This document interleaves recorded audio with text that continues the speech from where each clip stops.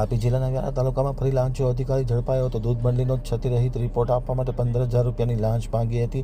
ACB PI ધડુકનું સફળ operation. Dharmesh Vasava અને તેનો સાગરીત રંગે હાથ 15,000ની લાંચમાં ઝડપાયા।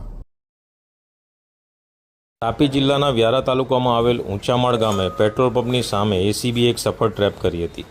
વાત જાણે એમ છે કે આ કામના ફરિયાદીના ગામની દૂધ મંડળીનું નાણાકીય વર્ષ 2024-25નું ઓડિટ કરવા માટે સુરત કાર્યાલયથી ઓડિટર ગત માસમાં ઓડિટ કરી ગયા હતા અને ક્ષતિરહિત રિપોર્ટ આપ્યો હતો।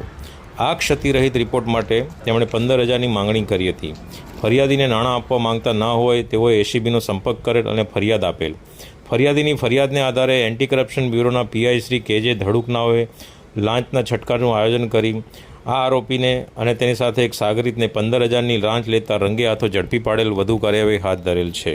જસ્ટિન પરેરા, આમ તક ન્યૂઝ બ્યુરો, ગાંધીનગર।